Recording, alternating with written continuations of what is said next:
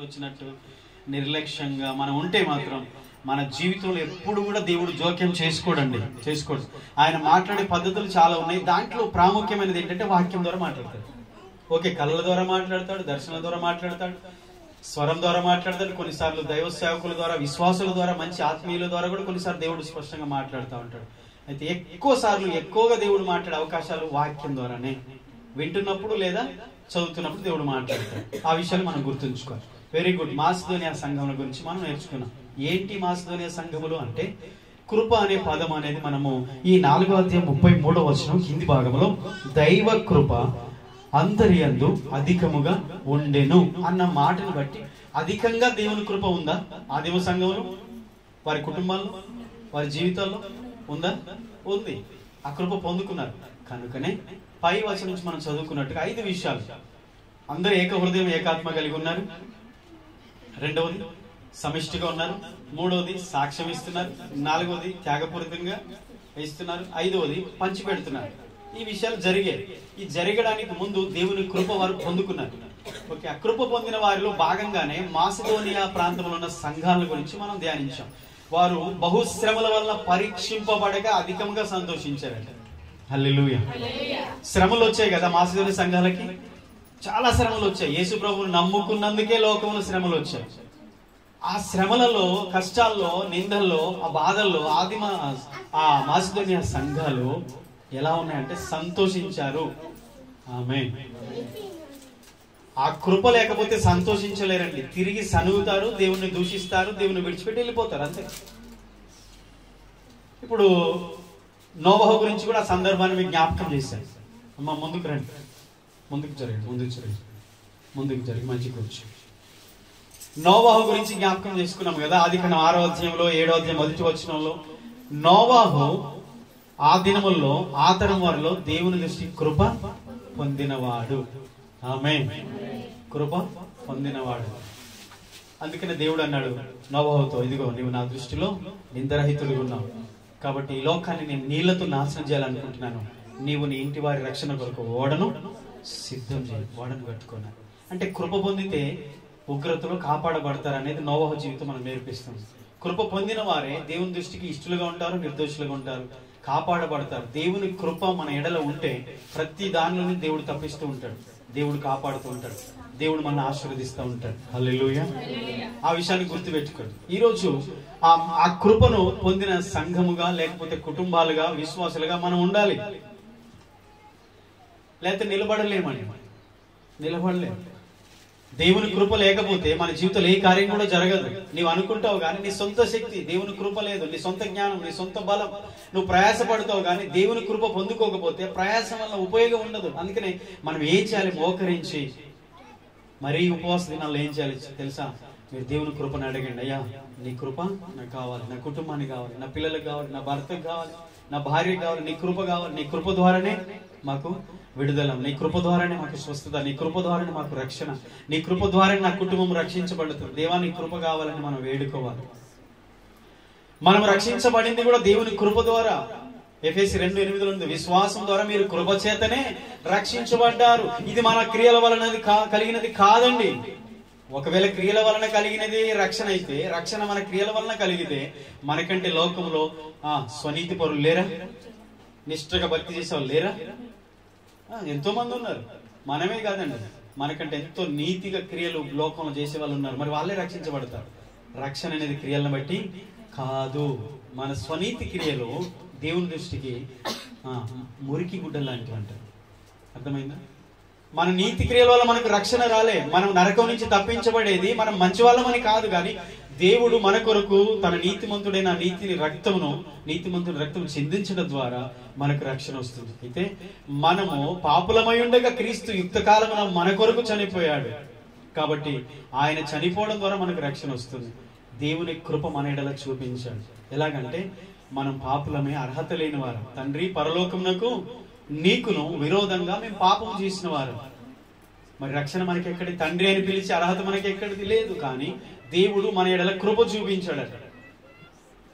ఆయన కృప ద్వారానే ఈరోజు మీరందరూ ఇక్కడికి వచ్చారు. నేను మళ్ళీ చెప్తున్నాను, ఆయన కృప లేకుండా మనం దేవుణ్ణి తండ్రి అని పిలిచే అర్హత లేదు. దేవుని కృప ద్వారా మనందరం అర్హత పొందాం. కాబట్టి సంఘంలో మేజర్గా మనం ఏం చూస్తున్నాం అంటే కృప. ఆదిమ సంఘంలో దేవుని కృప ఎంత అధికంగా ఉందో అంతగా దేవుడు వారి మధ్యలో పనిచేశాడు. అందుకే దేవుని కృపను మనం అడగాలి. ఆమేన్. కృప పొందిన సంఘంలో, మాసిదోనియ సంఘంలో దాతృత్వం అనేది ఒకటి ఉంది. అది కృప అనే పేరు పెట్టాడు దైవజనుడు దానికి. ఓకే, 2వ కొరింథీ పత్రిక 8వ అధ్యాయం 1 నుండి 7 వచనాలు ఉంటాయి. ఇప్పుడు చదవద్దు, ఆల్రెడీ అది అయిపోయింది. ఓకేనా? 2వ కొరింథీ పత్రిక 8వ అధ్యాయం రాసుకోండి. 1 నుండి 7 వచనాల్లో మాసిదోనియా సంఘంలో అనుగ్రహించబడిన కృప ఏంటంటే, వారు క్రైస్తవులైనందుకు, దేవుని నమ్ముకున్నందుకు లోకంలో సన్మానాలు రాలేదు, కానీ వాళ్ళకి కష్టాలు వచ్చాయి. కొన్నిసార్లు లోకంలో నుంచి శ్రమ వచ్చింది. లోకంలో ఉన్న వాళ్ళు హేళన చేశారు, నిందించారు, అవమానిస్తున్నారు. దేవుని నమ్మిన బిడ్డలను హేళన చేశారేమో. శ్రమ కలిగినా కానీ వారు సంతోషంగా ఉన్నారు, కృప పొందారు కాబట్టి. 2వది ఏంటంటే, వారు నిరుపేదలైన వారి దాతృత్వం బహుగా విస్తరించిందంట. అంటే వారు ఏంటంటే, వారు స్వనీతి, వారిలో స్వార్థం లేదు కానీ నిస్వార్థత ఉంది. ఎందుకు ఉందంటే, కృప పొందారు కాబట్టి ఆ కృపలో వారు ఆనందిస్తున్నారు. తమకు కలిగినది ఏది తమదని అనుకోలేదు ఆదిమ సంఘం. తమకు కలిగినంత సమిష్టిగా ఉంచుకునేది ఆదిమ సంఘం. అక్కరలో ఉన్న వారికి పంచిపెట్టిరి, వారు ఏ కొరత లేకుండా ఉండిరి ఆదిమ సంఘంలో. భూములైన ఇండ్లైన కలిగిన వారు వాటిని అమ్మి వాటి వేల తెచ్చి అపొస్తలుల పాదముల యొద్ద పెట్టుచూ వచ్చిరి ఆదిమ సంఘంలో.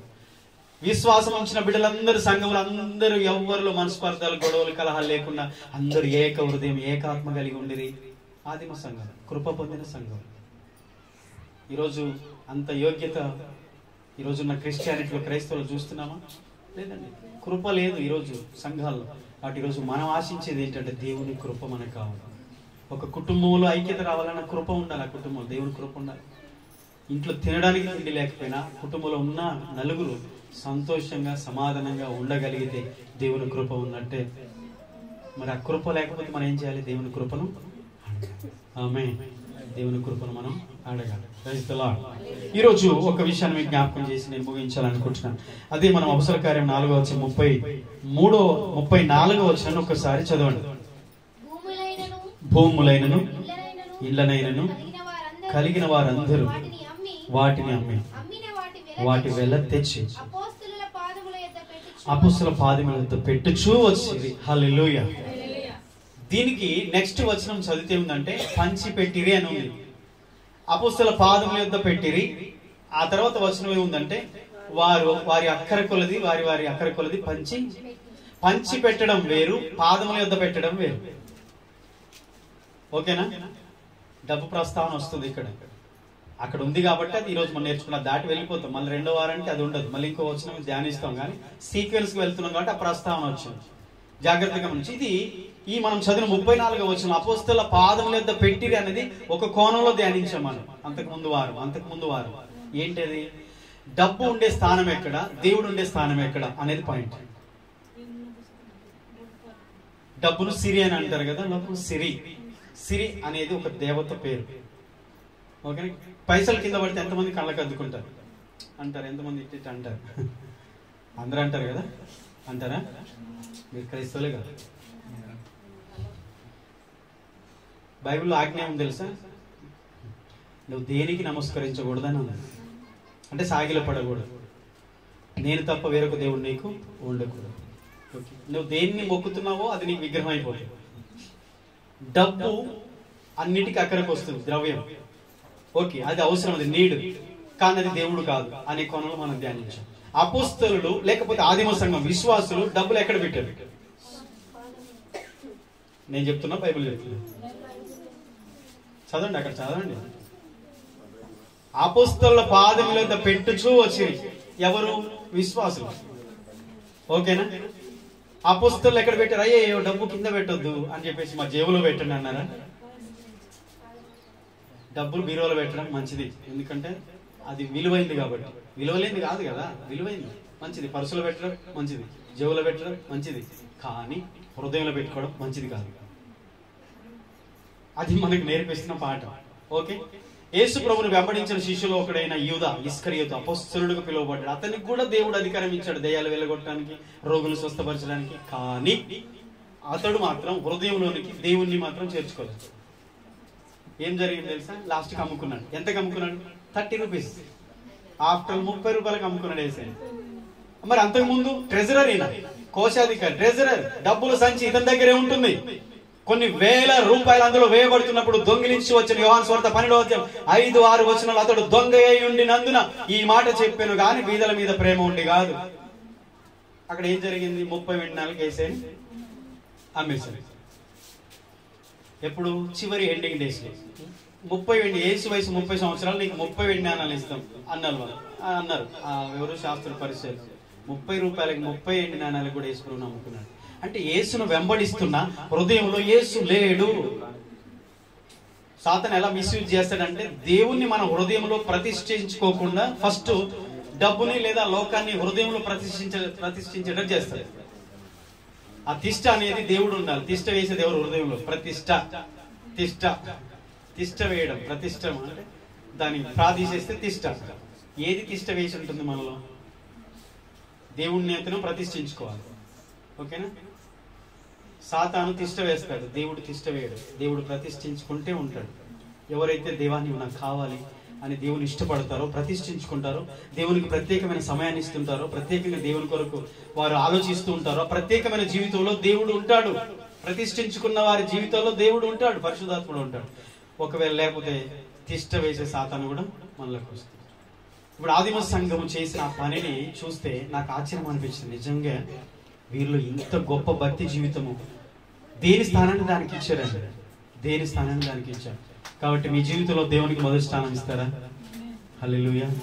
నిజంగా మనకు లోకంలో ప్రేమలు ఉన్నాయి. తల్లిదండ్రుల ప్రేమ, ఆ పిల్లల ప్రేమ, భార్యాభర్తల ప్రేమ, అన్నదమ్ముల ప్రేమ, లోకంలో చాలా ప్రేమలు ఉన్నాయి. కానీ అన్నిటికంటే దేవుని ప్రేమ మనలో ఎక్కువ ఉంటాయి. దేవుని మనం ఎక్కువగా ప్రేమించే వారికి ఉంటాయి. దేవునికి ఎక్కువ మనం ప్రిఫరెన్స్ ఇస్తూ ఉంటే మిగతా అన్ని సాఫీగా సాగుతాయి. అది లేకపోవడం వల్ల ఇక్కడున్న ప్రేమలన్నిటిలో కూడా మోసం జరుగుతూ ఉంటుంది. అర్థమైంది? దేవుని ఎక్కువగా ప్రేమించాం. ఇప్పుడు డబ్బు అవసరమే. అంత విలువైన ఆస్తి, ఇండ్లు, భూములు అమ్మి తీసుకొచ్చి డబ్బు కింద పెట్టారు. అపోస్తలులు కింద కూర్చుంటే కింద వాళ్ళ పాదాల దగ్గర పెట్టారు. అది మనం ఆలోచించాం, ఆ కోణంలో మనం ధ్యానించాం. కాబట్టి దాంట్లో మనం నేర్చుకున్న పాఠం ఏంటంటే, మన హృదయంలో దేవుణ్ణి ప్రతిష్ఠించుకోవాలి. ఈ లోకంలో కావాల్సిన అన్ని దేవుడు ఇస్తాడు. వస్తాయండి, ఎన్ని లక్షలు వచ్చినా అవి చేతుల్లో తిరుగుతుంటాయి, వస్తుంటాయి, పోతుంటాయి. డబ్బు మనకు నిత్య జీవం ఇస్తుందా? ఇవ్వదండి. డబ్బు మనకు ప్రాణాన్ని ఇస్తే, మనకు నిత్య జీవాన్ని ఇస్తే దేవుడు అవసరం లేదు మనకి కదా. లోకంతో మనకు పని అంతగా ఎందుకు? మనం ఆలోచించాలి అంటే ఆలోచించాలి. భక్తి జీవితంలో ఇవి పెద్ద సాతాను యొక్క తంత్రాలు. ఒక ఊబిదంటది అనమాట. ఓకేనా? కాబట్టి ప్రిఫరెన్స్ విషయంలో నేను మాట్లాడుతున్నాను. దయచేసి డబ్బును తప్పుగా పట్టట్లేదు. ఎందుకంటే ఈరోజు మనము కష్టపడాలి, సంపాదించాలి, మంచి భవిష్యత్తు పిల్లలకి ఇవ్వాలి, మనం మంచి ఫ్యూచర్ మనం కలిగి ఉండాలి, ఇతరులకు ఆశీర్వాదకరంగా ఉండాలి, మనం దీవెనకరంగా ఉండాలి. దేవుడు కోరుకునేది సుఖముగా, నెమ్మదిగా మనము బ్రతకడానికి ధారాళంగా ఆయన ఇస్తానని వాగ్దానం ఇచ్చాడు. దేవుడు ఇస్తాడు. నేను తలగా ఉంచుతానన్నాడు, అప్పుచ్చువారుగా చేస్తానన్నాడు. దేవుడు నిన్ను దీవిస్తానన్నాడు. మనకి ఇచ్చిన వాగ్దానాలు ఉన్నాయి. కేవలం అది భూ సంబంధమైన ఆశీర్వాదానికి మనం పరిమితం చేయొద్దండి. ఈ భక్తిని కేవలం ఈ లోక సంబంధమైన దానికి పరిమితం చేయొద్దు. కానీ మనము మన యొక్క స్పిరిచువల్ స్టాండర్డ్స్ పెంచుకోవాలి. అంటే ఇది కాదు, భక్తి అనేది ఇంతటితో ఆగిపోవద్దు. నాకు మంచి ఫ్యూచర్ ఇచ్చావు, మంచి ఇల్లు ఇచ్చావు, మంచి కుటుంబం ఇచ్చావు, మంచి ఆస్తి ఇచ్చావు, మంచి వ్యాపారం ఇచ్చావు, మంచి అవకాశం ఇచ్చావు, ఇంతటితో ఆగిపోవద్దండి. దేవా నాకు నిత్య జీవం కావాలి, దేవా నాకు నిత్య జీవం కావాలి, శాశ్వతమైనది కావాలి. అంటే దేవుడు అంటాడు, నువ్వు ఇక్కడ ప్రేమ తగ్గి, నువ్వు దేని ఎక్కువగా ప్రేమిస్తున్నావు ఈ లోకంలో, వాటి మీద ప్రేమ తగ్గించి నన్ను ఎక్కువగా ప్రేమించమన్నాడు కదా. ఒకసారి యవనస్తుడు వస్తాడు యేసు ప్రభు దగ్గరికి, చదువుకున్న మన సువార్తలు. అతడు వచ్చినప్పుడు నిత్య జీవం వారసుని కావాలి, నేను ఏం చేయాలి ప్రభు అని అడుగుతాడు. అంటే యేసయ్య అన్నాడు, నీవు ఈ ఆజ్ఞలు పాటించమంటే నేను చిన్నప్పటి నుంచే ఆజ్ఞలన్నీ పాటిస్తున్నాను, 10 ఆజ్ఞలు నాకు తెలుసు అన్నాడు. అయితే నీకు ఇంకా కొదవుంది ఏంటంటే, నువ్వు బహుధనవంతుడు, విస్తారమైన ఆస్తి నీకు ఉంది కనుక నువ్వు కొంత సగం అమ్మి బీదలకు పంచి నువ్వు నన్ను వెంబడించి ఫాలో మీ అన్నాడు. అది కుదరదు, ముఖం మార్చుకొని వెళ్ళిపోయాడట ధనవంతుడు. అంటే దేవుడు పరలోకం కావాలి కానీ దేవుని కంటే ఎక్కువగా ఈ లోకాన్ని ప్రేమిస్తున్నాడు. అది దేవుడు అన్నాడు, నువ్వు వీటి మీద ప్రేమ తగ్గి, అవి ఉంటాయి పోతాయి, అవి శాశ్వతమైన కావు, కానీ నిత్య జీవము శాశ్వతమైనది కనుక నువ్వు నన్ను ప్రేమించు, నన్ను వెంబడించమంటే అతనికి కొంచెం కష్టమైనది. ఓకే, ఇప్పుడు ఆదిమ సంఘం నుంచి మనం నేర్చుకున్నప్పుడు కొంచెం కష్టం అనిపిస్తుంది. ఇవి మనం వింటున్నప్పుడు కొద్దిగా కష్టం అనిపిస్తుంది, కానీ ఇదే సత్యం. హల్లెలూయా, ఇదే నిజం. అర్థమైందా? అంత త్యాగం మనం చేయలేకపోయినా, ఆస్తులు ఇండ్లు అమ్మి ఇవ్వకపోయినా, మనకు త్యాగపూరితమైన జీవితం మనం కలిగి ఉంటే చాలు. దేవుడు చూస్తున్నాడు. మన విశ్వాసం చూడట్లేదా? మన సమర్పణ చూడట్లేదా? దేవుని కొరకు మనం చేసేదాన్ని దేవుడు చూడట్లేదా? చూస్తున్నాడు. కాబట్టి ఆదిమ సంఘం లాగా మనం ఉండాలని కోరుకున్నాం. ఆమేన్, హల్లెలూయా. దేవుడు ఏమైనా తక్కువ చేస్తాడు అనుకుంటున్నారా? దేవుడు ఏమో అన్యాయం చేస్తాడు అనుకుంటున్నారు? ఈరోజు నేను దేవుని కొరకు ఇది చేస్తున్నాను, దేవుని కొరకు ఇది ఖర్చు పెడుతున్నాను, దేవునికి ఇది నేను ఇస్తున్నాను. దేవుడు ఎన్నో రేట్లు మనకి దాచించాడు, ఇహమందు పరమాందు. గుర్తుంచుకోండి. పేతురు ఒకసారి అడిగాడు, ప్రభా మేము మా చేపలు పట్టే వలలు కూడా విడిచిపెట్టి వచ్చాం, ఏంటి మా పరిస్థితి, మాకేంటి లాభం? ఇలాంటి సందేహకులు మనకు చాలా మంది ఉన్నాం.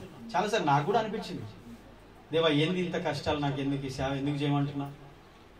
10 రకాలుగా 10 మంది 10 రకాల మైండ్ సెట్స్ ఉంటాయి సంఘంలో. నేను ఈ సేవ చేయలేను చాలాసార్లు. కానీ ఒక్కొక్క సేవకుని గురించి చదువుతున్నప్పుడు యేసుప్రభువారు వారికి ఇచ్చిన వాగ్దానాలు చూస్తే పౌలు అంటాడు, నేను నా విశ్వాసం కాపాడుకుంటే నా పరుగు తుదముట్టి కడముట్టించి నా కొరకు నీతి కిరీటం ఉంచబడింది.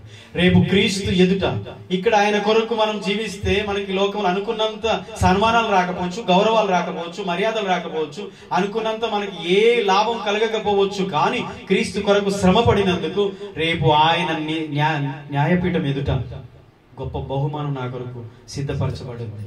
రేపు దేవుడు అందరి ఎదుట నన్ను సన్మానిస్తాడు. ఈ లోకంలో ఆయన కొరకు శ్రమపడి విశ్వాసాన్ని కాపాడుకుని ఆయన కొరకు బ్రతికితే, ఆయన కొరకు మనం త్యాగం చేసుకుని జీవిస్తే, దేవుడు రేపు పరలోకంలో కోట్ల దూతల ఎదుట, పరిశుద్ధుల ఎదుట దేవుడు మనల్ని సన్మానిస్తాడు. ఎంత గొప్ప బహు ఆధిక్యత ఆలోచించారు. కాబట్టి ఆదిమ సంఘం ప్రయాసపడ్డారంటే, వదులుకున్నారంటే, వాళ్ళు శ్రమ పడ్డారంటే, ఓర్చుకున్నారంటే, క్రీస్తు కొరకు సాక్షులుగా బ్రతికారంటే చదువుతున్నాం. చదవడానికి బాగానే ఉంటుంది కదా. బైబిల్ చదువుతున్నప్పుడు పై పైన చదివితే అర్థం కాదు, తోవాలి, లోపలికి వెళ్ళాలి. ఆదిమ సంఘం ఇలా ఉన్నారు, ఇలా ఉన్నారు, ఇలా ఉన్నారంటే ఎందుకున్నారు? మరి ఈరోజు మనకి ఎంత అవసరం ఉంది, మనం ఎందుకు అలాగే ఉండలేదు అనేది మనం ప్రశ్నించుకుంటే, ఈరోజు దేవుని విడిచిపెట్టి నువ్వు ఉండలేవు, దేవుని కొరకు జీవించకుండా ఉండలేవు, విశ్వాసాన్ని కాపాడుకోకుండా ఉండలేవు, సాక్ష్యాన్ని కాపాడుకోకుండా ఉండలేవు, దేవుని ఆరాధించకుండా నీవు ఉండలేవు. హల్లెలూయా. ఏమనుకుంటున్నారు?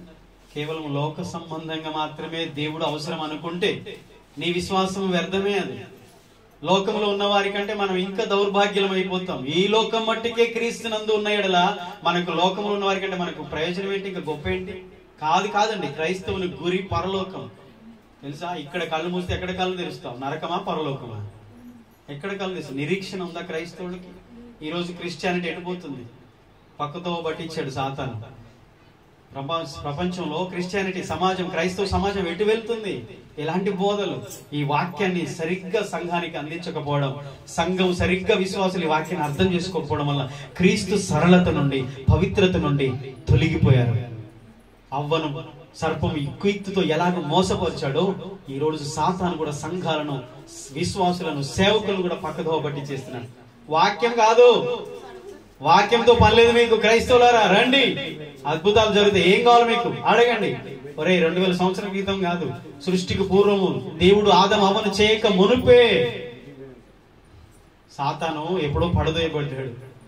లూకా 10:19 మెరుపు వలె ఆకాశం నుండి సాతాను పడుట నేను చూచితిని అని యేసయ్య చెప్పాడు. వాడు వచ్చాడు ఎప్పుడో, యేసు ప్రభువారు రాక ముందే, ఎప్పుడో ఆదాము పుట్టక ముందే ఈ భూమి మీదకి వచ్చేసాడు. 33.5 కోట్ల దూతలతో సాతాను ఈ లోకానికి వచ్చాడు. ఈ లోకాధికారి ప్రస్తుతం వాడే, యుగ దేవత వాడే. యుగానికి దేవుడు ఇప్పుడు సాతానుగా ఉన్నాడు. నిజం తెలుసుకోక క్రైస్తవులందరూ మోసపోతున్నారు. జాగ్రత్త పడదాం. సంఘము మనకు ముందున్న సంఘం మాదిరి, ఓకేనా? ఆ మాదిరి నుంచి మనం తొలగొద్దు. వారు విశ్వాసాన్ని కాపాడుకున్నారు, మనం కాపాడుకోవాలి. వారు ఐక్యత కలిగి ఉన్నారు, మనం ఐక్యత కలిగి ఉన్నారు. వారు మనస్పర్ధత లేకుండా బ్రతికారు, ప్రేమ కలిగి ఉన్నారు, క్షమించే మనసు కలిగి ఉన్నారు. మనం అలా ఉండాలి. వారు దాతృత్వ హృదయాలు కలిగి ఉన్నారు, మనం అలా ఉండాలి. వారు లోకము కంటే, ధనము కంటే, డబ్బు కంటే, ఆస్తి కంటే దేవునికి ఎక్కువ ప్రిఫరెన్స్ ఇచ్చారు. ఇప్పుడు మనం ఇవ్వాలి. ఆమేన్. దేవునికి ఎక్కువ ప్రిఫరెన్స్ ఇవ్వాలి. నీ జీవితంలో, నీ ప్రతి క్షణములో నిన్ను నువ్వు ఆరాధించే దేవుడు, నీ కొరకు ప్రారంభపెట్టిన దేవునికి నువ్వు ఎక్కువ ప్రిఫరెన్స్ ఇచ్చి చూడు. నీ దేవుడు నీ పక్షంగా ఉంటాడు. నువ్వు ఎంత రోషంగా ఉంటావో నీ పక్షంగా నీ దేవుడు అంత రోషంగా ఉంటాడు. అర్థమవుతుందండి? హల్లెలూయా. అలాంటి విశ్వాసంతో ఉండాలని మరొకసారి మిమ్మల్ని అందరినీ పురుకొల్పుతున్నాను. ఇప్పుడు ఇక్కడ పాయింట్ ఏంటంటే, మనం ఆలోచించిన విషయము, అపొస్తలుల పాదముల యొద్ద పెట్టుచూ వచ్చిరంటే, నేను అంటాను ఆదిమ సంఘము అపొస్తలుల మీద ఉన్న గౌరవము, నమ్మకము, వారి పట్ల ఉన్న ప్రేమ, గౌరవము ఎంత ఉందో ఒకసారి మీరు ఆలోచించండి. 2వ అధ్యాయం 41-42 వచనంలో ఉంటుంది. అపొస్తలుల బోధలో ఉన్నారట 3000 మంది బాప్తిసం తీసుకున్న ఫస్ట్ 3000 మంది సంఘము అపొస్తలుల బోధ యందు, సహవాసమందు, రొట్టె విరుచుటందు, ప్రార్థన చేయటందు ఎడతెగకున్నారు. అంటే సేవకుల మాటకి ఎంతగా సమ్మతిస్తున్నారో ఒకసారి ఆలోచించండి. ఇదొక కోణం మనం ఆలోచన చేయాలి. అపొస్తలుల దగ్గర పాదాల దగ్గర డబ్బులు పెట్టడం ఏంటంటే, ఈరోజు పాస్టర్ గారి కానుక ఎందుకు ఇవ్వాలి, అసలు ఎందుకు ఇవ్వాలి? ఎప్పుడైనా వచ్చిందా మీకు? ఎందుకు ఇవ్వాలి కానుక? ఎందుకు ఇవ్వాలి? వాళ్ళు అక్కడ పెట్టారు, మరి అక్కడ ఎందుకు పెట్టుకోవాలి? వాళ్ళ దగ్గర ఉంచుకోవాలి. భూమి అమ్మి, ఇల్లు అమ్మి వాళ్ళ దగ్గరే ఉంచుకోవాలి. ఉంచుకొని ఆ డబ్బు అందరు ఇస్తున్నారు కాబట్టి మనం ఇద్దామని వంచన చేసిన అననీయ సభ్యురాలు కూడా ఉన్నారు. అదే 5వ అధ్యాయం 1వ వచనం. ఓకే, అక్కడ ఇవ్వకపోయినా నష్టమేం లేదు, వాళ్ళదే డబ్బు. ఒకసారి ఆలోచన చేయండి. అపొస్తలుల పాదాల దగ్గర పెట్టడానికి రీజన్ ఏంటంటే, సంఘములో అపొస్తలులు అంటే ఎవరో ఫస్ట్ వాళ్ళు గుర్తించారు. అపొస్తలులు అంటే పంపబడిన వారు అని అర్థం, లేదా రాయబారులు. ఆ పంపబడిన వారు ఎవరి చేత పంపబడ్డారు? దేవుని చేత పంపబడ్డారు. పిలువబడి, ఏర్పాటు చేయబడి, అభిషేకించబడి అన్యజనుల మధ్యకు పంపబడ్డారు. సువార్త ప్రకటించడానికి, ఆత్మను రక్షించడానికి, క్రీస్తును ప్రకటించడానికి, దేవుని రాజ్యము సమీపించిందని ప్రకటించడానికి పంపబడ్డవారు వీళ్ళు. దేవుని చేత పంపబడ్డవారు. మళ్ళీ చెప్తున్నాను, లోకంలో ఫేక్ పాస్టర్స్ ఉన్నారు, ఫేక్ బిలీవర్స్ కూడా ఉన్నారు, దొంగ పాస్టర్లు ఉన్నారు, దొంగ విశ్వాసులు కూడా ఉన్నారు.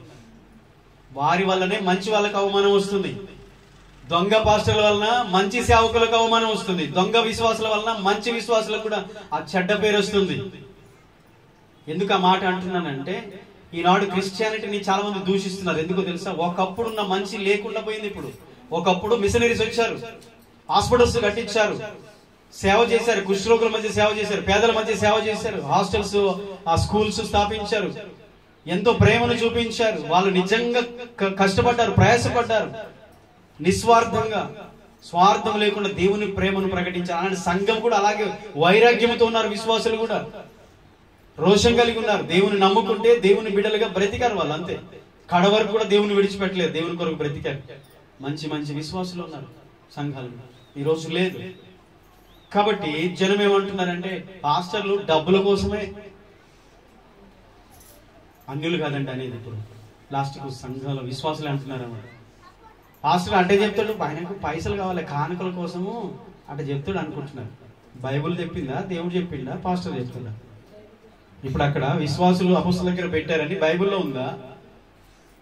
ఆ డబ్బు తెచ్చి సేవకులకు ఇచ్చారని బైబిల్లో ఉందా? లేకపోతే మనం కల్పించి చెప్తున్నామా?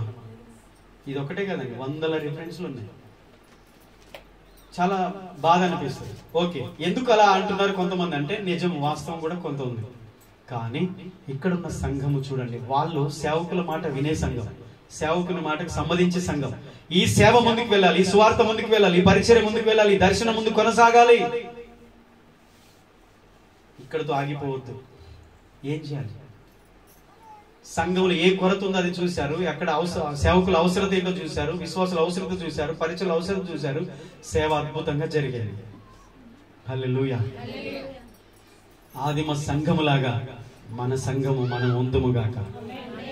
ప్రార్థన, ఆత్మల భారం, ఆ తర్వాత ఫైనాన్షియల్ మ్యాటర్. ఫైనాన్షియల్ మ్యాటర్ అనేది, డబ్బు అనేది ప్రస్తావన లాస్ట్ అది. కానీ ఫస్ట్ ఏంటో తెలుసా? వారి హృదయాలు దేవునికి సమర్పించుకున్నారు. వారు దేవుని కొరకు రోషం కలిగి బ్రతికారు. కొన్ని ఆత్మలు రక్షించబడాలి. అయ్యా మాతో కాదు నైనా, ఇంకా కొంతమంది రక్షించబడాలి, ఇంకా కొంతమంది నేను తెలుసుకోవాలి, నేను నిత్యరాజ్యం వారసులు కావాలి. ఈ గ్రామంలో కొన్ని 1000 మంది ఉన్నారు ప్రభువా, ఇంకా కొంతమంది రక్షించబడాలి. అయితే ఏం చేయాలి? ప్రార్థన, ఉపవాసం. మనము దేవుని కొరకు ఏం చేయగలమో అది చేయడానికి ఆలోచించిన సంఘం. ఆమేన్. హల్లెలూయా. అపొస్తలులు, సేవకులు దేవుని ప్రతినిధులు. గుర్తుపెట్టుకోండి, సేవకుడు అంటే దేవుని ప్రతినిధి.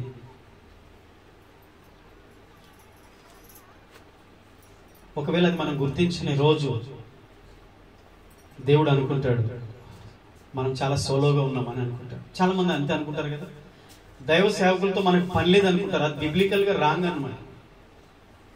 వేరుండగోరు వాడు స్వేచ్ఛానుసారంగా నడిచేవాడు, సామెతలు 18:1. అట్టివాడు లెస్సైన జ్ఞానానికి విరోధి. కొన్నిసార్లు మనం అనుకుంటాం సంఘ కట్టుబాట్లు, సంఘ నియమాలు, సంఘంలో ఉన్న ఈ పద్ధతులు, ఈ విధానాలు, కార్యక్రమాలు, పరిచర్య అసలు వినం, మేము పట్టించుకో, మాకు అవసరం లేదు, మాకు సంబంధం లేదు అన్నట్టే కొన్నిసార్లు మనం ప్రవర్తిస్తే దేవుడు అంటాడు, ఈ గ్రామంలో నా దర్శనం, నా పరిచర్య, నా సంఘం, నా శరీరం అనే సంఘంలో ఇదిగో మీరు ఎలా ఉన్నారు? దేవుడు ప్రశ్నిస్తాడు. ఒకసారి యేసుప్రభువు వారు శిష్యులను పిలిచి వారికి అధికారం ఇచ్చి వారిని ఒక్కొక్కరికి పంపాడు. మీరు చదివితే మత్తయి 10:41-42 వచనాలు మీరు చదవండి. మత్తయి సువార్త 10వ అధ్యాయం 40 వచనం ఒకసారి మీరు చదవండి.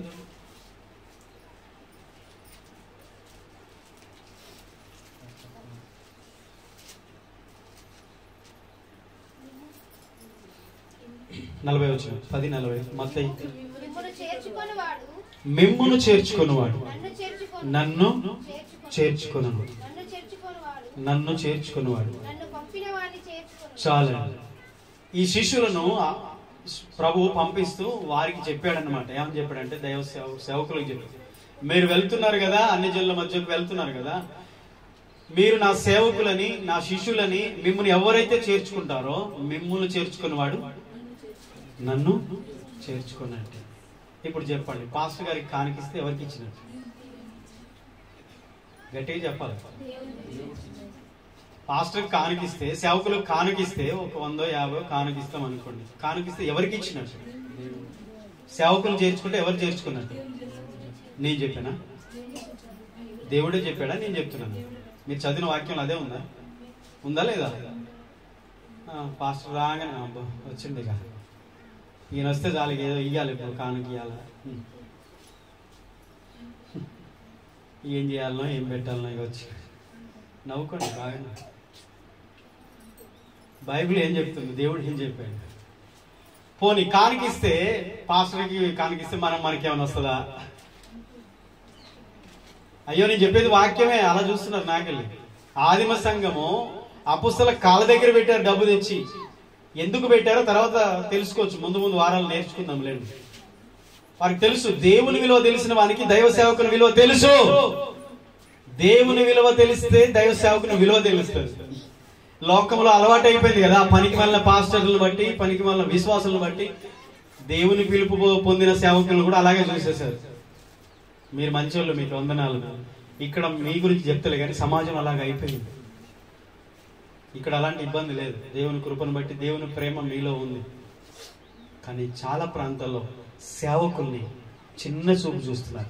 ఒకడు సూటు బూట్ వేసుకుని టీవీలో కనబడితే ఇక్కడ 10 రూపాయలు ఏనాడు అక్కడికి వెళ్ళి 10,000 టీవీ ప్రోగ్రామ్ స్పాన్సర్ చేస్తాడు. కానీ కడుపు మార్చుకొని ఉపవాసం ఉండి సంఘం కొరకు, ఆత్మల కొరకు ప్రయాసపడే నమ్మకమైన సేవకులు గ్రామాల్లో, విలేజ్లో తిరిగే వాళ్ళు కొంతమంది సేవకులను వాళ్ళని లెక్కే చేయరు. విశ్వాసులు కొంతమంది లెక్క చేయరండి. చాలా మంది చూసావు, ఇలాంటి పాస్టర్లు అన్నట్టు చూస్తారు. చాలా మందిని చూసావు కానీ దావీదు లాంటి సేవకులను చూడలేదు. నాబాలు చూశాడు, ఆ రోజు చచ్చిపోయాడు 10 రోజులకి. ఎవరు? దేవుని కోపం వచ్చింది. దావీదు వెళ్ళిపోయాడు రిటర్న్, కానీ దేవుడు చంపేశాడు నాబాలు. మొత్తాడు, యెహోవా మొత్తెను తెల్లారేసరికి. ఎందుకంటే ఎంత బాధ పెట్టాడు తెలుసా నాబాలు దావీదుని. దావీదు స్పష్టంగా చెవులతో వీళ్ళే కానీ దావీదు సేవకులు విని చెప్పారు దావీదుకి ఆ మాటలు. దావీదును ఎంతగా దూషించాడంటే, ఎవడు దావీదు ఎవడు అన్నాడు. చూశారు? నేను ఎందుకు చెప్తున్నానంటే, డబ్బు ప్రిఫరెన్స్ కాదు, లోకం ప్రిఫరెన్స్. దేవుని నమ్మిన బిడ్డలు దేవునికి ప్రిఫరెన్స్ ఇవ్వండి. ఫస్ట్ మీ జీవితంలో దేవుడు ఉండాలి. లోకము దీన్ని అంగీకరించదు. మళ్ళీ చెప్తున్నాను, లోకానికి ఇది హేళన ఉంటది. నిజముగా భక్తి చేసే వాళ్ళకి లోకానికి వెర్రితనం కనిపిస్తారు. మీరు నిజంగా ఆసక్తితో దేవుళ్ళలో మీరు ముందుకు సాగండి, మీకు ఎన్ని ఆటంకాలు వస్తే చూడండి. బాహ్య నేను ఇప్పుడు ఈ సంవత్సరం నుంచి యేసయ్యకి ఇష్టంగా ఉండాలి, మంచిగా ప్రార్థనకి వెళ్ళాలి, ప్రతి వారం చర్చికి వెళ్ళాలి, ఉపవాసం ఉండాలి, ప్రతి ఆదివారం అది ఇదని మీరు ఇక మంచిగా కంకణం కట్టుకొని ఇక భక్తి చేయడానికి చూడండి. ఇక మీకు ఎన్ని ఆటంకాలు వస్తే చూడండి. స్టార్ట్ అవుతుంది. క్రీస్తు యేసునందు సద్భక్తితో బ్రతికను ఉద్దేశించి వారందరూ హింస పొందుతున్నారు. నిజమే, లోకం మనల్ని మెచ్చుకోదు. మీరు దేవునికి ఇష్టంగా ఉండండి, సాతానికి మంట. లోకానికి మంట, కొన్నిసార్లు నీ ఇంట్లో వాళ్ళకి మంట, నీ చుట్టూ ఉన్న వాళ్ళకి మంట. ఆ మంట అప్పటి నుంచి లేదు, మరి ఎందుకు వస్తుందో అప్పుడే వస్తుంది. ఒళ్ళంత మంట ఎందుకు వస్తుంది? దేవునికి ఇష్టంగా ఉండడం ఎవరికి ఇష్టం లేదు? సాతానికి ఇష్టం లేదు, లోకానికి ఇష్టం లేదు. అర్థమైందా? మనుషులకి ఇష్టం ఉండదు. కాబట్టి భక్తి చేయడానికి సిగ్గుపడకండి. నువ్వు పోయావా, నువ్వు దిగావా, నువ్వు అందులో కలిసావా? ఎందులో కలిసావు? గంగలోనా? ఎందులో కలిసావు? ఏం మాట్లాడుతున్నావా? వాళ్ళ నోరులు మోంచండి. నిజమైన దేవుని ఆరాధిస్తున్నందుకు సిగ్గుపడాల్సిన అవసరం లేదు. ఆదిమ సంఘం లాగా మనం ఉందువుగాక. ఆమేన్, ఆమేన్. మిమ్మల్ని చేర్చుకొని నన్ను చేర్చుకుంటే నన్ను పంపినవన్నీ. మరి సేవకుడు వస్తే దేవుడు వచ్చినట్టు అని బైబిల్ చెప్తుంది. మరి మీరేమంటారు? నో, మా ఇంటికి రావద్దు. మరి దొంగ సేవకులు రావద్దు, దొంగ విశ్వాసులు రావద్దు, పనికిమాలిన పాస్టర్లు రావద్దు. నిజమైన సేవకులు రావాలి, అభిషేకించబడిన సేవకులు రావాలి, దేవుని పిలుపు చేత వచ్చిన సేవకులు రావాలి, దేవుని చేత నడిపించబడే సేవకులు రావాలి, నిజంగా ఆత్మల కొరకు ప్రయాసపడే సేవకులు మన ఇంటికి రావాలి, ఆత్మల భారం కలిగిన దైవజనులు రావాలి, దేవుని వాక్యానుసారంగా బ్రతికే సేవకులు రావాలి, ప్రార్థన పరులు, ఉపవాసం ఉండి దేవుని కొరకు, సంఘం కొరకు, ఆత్మల కొరకు ప్రయాసపడి ప్రార్థించే సేవకులు రావాలి. వచ్చినప్పుడే మనకు దీవెన. మీకు తెలియదండి, సేవకులు రాకపోతే మనకు దీవెన లేదంటే లేదు అని నేను చెప్తాను. ఎందుకు చెప్తానంటే కింద వచనం మీరు చదవండి. ప్రవక్తాన్ని చేర్చుకు, మత్తయి 41-42 వచనం. ప్రవక్తాన్ని చేర్చుకుంటే, సేవకుడే నువ్వు సేవకుని చేర్చుకుంటే, నీతిమంతుడని నువ్వు నీతిమంతుని చేర్చుకుంటే నీ ఇంటికి హల్లెలూయా. గిన్నెడు చన్నీళ్ళు ఇస్తే ఫలం ఉంటుందా పోతుందా? నువ్వు ఇచ్చిన దానికి ప్రతిఫలం ఉంటుందా లేదా? అక్కడ చెప్పండి, చదివి చెప్పండి. పోగొట్టుకోవడాన్ని నిశ్చయంగా చెప్తున్నా. నువ్వు చేర్చుకొని ఏమి ఇస్తావో ఏం చేస్తావు. హల్లెలూయా. దేవుని పిల్లలైన వారు కూడా మీ ఇంటికి వచ్చినప్పుడు మీరే సహోదరులుగా మనం అది చేర్చుకోండి. అనుకోకుండా ఎప్పుడో సడన్ గా ఆ బజార్నున్న, ఆ వీధినున్న అక్క, సహోదరి, అమ్మ ఇటు వచ్చింది అనుకో, ఈ అమ్మ అటు పోయింది అనుకో, సడన్ గా ఎప్పుడో ఒకసారి వచ్చి అమ్మ కూర్చొని మంచినీళ్ళు టీ పెట్టండి, ఆమె మన సంఘ విశ్వాసి, మన సహోదరి. నేను నీళ్ళు ఇచ్చిన ప్రతిఫలం పోగొట్టుకున్నాను. మరి ప్రభుపేట వచ్చిన వాళ్ళు, ప్రభువుని నమ్మిన వాళ్ళు వస్తే పోతుందా? ప్రతిఫలం ఇస్తే పోదు. ఇప్పుడు చెప్పండి, ఇప్పుడు పాస్టర్ గారికి కానికిస్తే మనకి ఏమైనా వస్తుందా? నేను ముగిస్తున్నాను, టైం అయిపోయింది. ఏమైనా వస్తుందా రాదా? వస్తుంది. హల్లెలూయా. ఎప్పుడు వస్తుందంటే ఆయన మళ్ళీ మనకి ఇస్తాడా?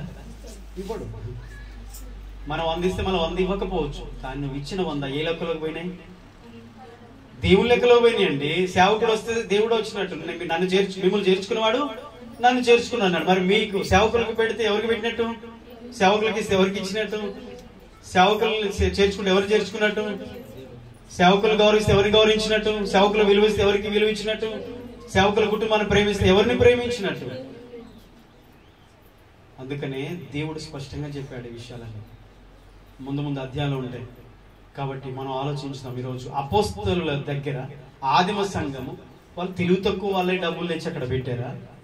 తెలుసు ఏంటంటే లీడర్స్ వాళ్ళు డబ్బుల మీద ఆజమాయిషి వారు చేయదలుచుకోలేదు. కొన్నిసార్లు దశభాగం తీశారు. ఒక ఆయన దశభాగం తీసి ఆ దశభాగము సేవకునికి ఇచ్చి ప్రార్థన చేయించుకోరు, కానుక పెట్టెలో వేయరు, ఇంకేం చేయరు. దగ్గర ఉంచుకొని ఆ దశభాగం మొక్కలు చేయాలి. ఏం చేయాలి? ఏం తేవాలి? దశభాగం ఏం చేయాలనేది మన పని కాదండి. నువ్వు దశభాగం తీసావంటే లేవి 27:30 వచనాల ప్రకారం దశమ భాగం యెహోవా సొమ్ము. అది దేవుని సొమ్ము. నువ్వు తీసిన తర్వాత, దశభాగం తీసిన తర్వాత ఏం చేయాలనేది మనం చెప్పదు. ఏం చేయాలో అది ఆ పరీక్షలు ఏ అవసరం ఉందో అది సేవకులు వాడతారు. కొన్నిసార్లు మనం ఏమైనా చేయదలుచుకుంటే స్పష్టంగా మనం అది చెప్పి అది చేయొచ్చు. అందుకనే అపోస్తలుల దగ్గర ఆదిమ సంఘం డబ్బు అక్కడ పెట్టారు. ఈ సేవలో ఏ అవసరం ఉందో, ఈ దర్శనంలో ఏముందో మనకు తెలియదు, సేవకులకు తెలుసు. మనం ఏకీవించడమే, వాళ్ళని ప్రోత్సహించడమే, వాళ్ళని పుష్ చేయడమే, వాళ్ళని సపోర్ట్ చేయడమే మన పని. సంఘం పని ఏంటి?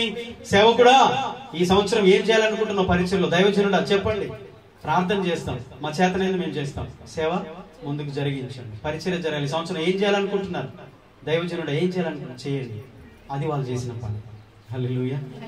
కొన్నిసార్లు సేవకులుగా దర్శనాన్ని పంచుకుంటాం. ఈ సంవత్సరంలో మనం ఇంతమంది రక్షణ పొందాలమ్మా, ఇంతమంది ఈ సంవత్సరంలో బాప్తిసం తీసుకోవాలమ్మా, మన మందిరంలో ఈ అవసరం ఉంది, అయ్యా ఈ అవసరం ఉంది, ఈ సంవత్సరంలో ఈ దర్శనం నేను కలిగి ఉన్నాను, 40 రోజులు ఉపవాసం ఉండాలనుకుంటున్నాను అన్నప్పుడు సేవకులతో అందరూ ఏకీవించాలి, సహకరించాలి. సహకరిస్తున్నందుకు మీకు వందనాలు. ఆదిమ సంఘంలో అదే జరిగేది. అయితే అలాగ చేయడం ద్వారా దేవుడు వారిని విడిచిపెట్టలేదు, దేవుడు వారిని వదిలిపెట్టలేదు.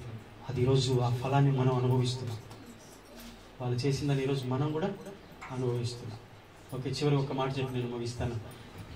ఏ మాట అంటే, మనం ఇస్తే సేవకుడు మళ్ళీ ఇవ్వడు, కానీ మన కొరకు ప్రార్థన చేస్తాడు. నువ్వు ఎవరు ఏమి ఇచ్చారో తెలియదా? ఈ సేవలో ఎవరు ఏమి ఖర్చు పెడుతున్నారో, ఏం ప్రయాసపడుతున్నారో తెలియదా? సేవకులుగా మమ్మల్ని ప్రేమించి ఏమి ఇస్తున్నారో తెలియదా? ఏం చేస్తున్నారో తెలియదా? తప్పకుండా దాన్ని బట్టి దైవజనుడు ప్రార్థన చేస్తాడు. ఆ ప్రార్థన చేసినప్పుడు ఆ ప్రతిఫలం దేవుడు తప్పకుండా దేవుని బిడ్డల జీవితాల్లో ఇస్తాడు. అది దేవుడు మర్చిపోవడం అనేసుడు కాదు, ఆయనే చెప్పాడు. కనుక ఆ ప్రతిఫలం మీరు పోగొట్టుకోరు, మీరు చేసిన దాని ప్రతిఫలం నిశ్చయంగా మీరు పొందుకుంటారని ఆయన చెప్పాడు. ఎన్నో సంగతులు మనం ముందున్నాయి, నేర్చుకోవచ్చు. కాబట్టి ఆ విషయాలన్నిటిని బట్టి ఈరోజు ఒకసారి మనం జ్ఞాపకం చేసుకొని, దేవా ఈ సంఘంలో, ఈ దర్శనంలో, ఇక్కడున్న సేవకునికి మీరిచ్చిన దర్శనంలో నమ్మకంగా సేవకులతో పాటు మేము ప్రయాసపడుతుండగా, మేము ప్రార్థిస్తుండగా, మేము మా వంతుగా మేము సహకరిస్తుండగా, ఈ దర్శనంలో మాకు రావాల్సిన ప్రతిఫలం నువ్వు తప్పకుండా ఇస్తావు.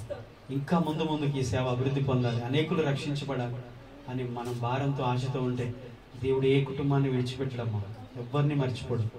దేవుడు అన్యాసుడు కాదు. మీకు చాలాసార్లు చెప్పాను హెబ్రీ పత్రికలో ఉన్న వాక్యాన్ని. ఇంతకుముందు చేశారు, ఇప్పుడు చేస్తున్నారు. మీరు చూపిన ప్రేమకు, చేసిన పరిచర్యను మరచుటకు అన్యాసుడు దేవుడు కాదు. మన దేవుడు అన్యాసుడైన దేవుడు కాదు. కాబట్టి ఆదిమ సంఘంలాగా మనము ప్రిఫరెన్స్ దేవునికి, ఆ తర్వాత దైవజనులకు ప్రిఫరెన్స్ ఇచ్చి, మనం విలువించి మనము దేవుళ్ళ ముందుకు సాగుతున్నప్పుడు మనకు కలిగిన దాన్ని దేవుడు తప్పకుండా దీవిస్తాడు. ఆమేన్. మనం ఎంతగా కష్టపడుతున్నాం మన కుటుంబాలే దేవునికి తెలియదా? మన ఆర్థిక భారం తెలియదా? మన కష్టాలు తెలియదు అనుకుంటున్నారా? ఇన్ని కష్టాలు ఉండి కూడా మాసిదోనియా సంఘంలాగా, ఆదిమ సంఘంలాగా మనం దేవుని సేవలో మనం ప్రయాసపడుతూ ముందుకు వెళ్తుంటే మన పరిస్థితులను దేవుడు చూసి అలాగే గాలికి వదిలేస్తాడు అనుకుంటున్నారా? ఆయన వదిలిపెట్టే దేవుడు కాదు. నువ్వు ఆయన్ని పట్టుకోవడానికి ఇష్టపడితే నిన్ను పట్టుకుంటాడు, ఆయన విడిచిపెట్టడుగా. నువ్వు ఆయన్నే పట్టుకోలేదనుకో, ఆయన కార్యాలయంలో నువ్వు మనసు పెట్టలేదనుకో, దేవుని గురించి నువ్వు ఆలోచించట్లేదనుకో, ఆయన సంఘం గురించి, సేవ గురించి, సేవకుల గురించి నువ్వు ఆలోచించట్లేదనుకో, నీ విషయాలు నువ్వు ఎంత మొరపెట్టిన దేవుడు వినడు. అందుకని అన్నాడు, ధర్మశాస్త్రం వినబడకుండా చెవిని తొలగించుకుని వాని ప్రార్థన హేయం. దేవుని మాట వినకుండా వాక్యమా అట్లా చెప్తారులే, పరిచర్య వాళ్ళే చేసుకుంటారులే అని పెడచెవున పెట్టి నువ్వు తొలగిపోయి మళ్ళీ ఆడ మోకరించి ప్రార్థన చేస్తే నా దేవుడు వినను అని చెప్తున్నాడు. దేవుడు వినడు. కాబట్టి ఈరోజు ఆదిమ సంఘంలాగా మనము కూడా దేవుళ్ళు వర్ధిల్లుదుముగా. దేవుడి మాటలు దీవించుగా. మోకరించుదాం, ఒక్క నిమిషం తల్ల ఉంచుదాం. దేవుడు మన హృదయ స్పందన ఎరిగిన దేవుడు. ఒక్కసారి అందరు కళ్ళు మూసుకుందాం, ప్రార్థనలో ఏకీవించుదాం. మన హృదయ స్పందన ఎరిగిన దేవుడు, మన ఆలోచనలు ఎరిగిన దేవుడు, మన ప్రవర్తనను, మన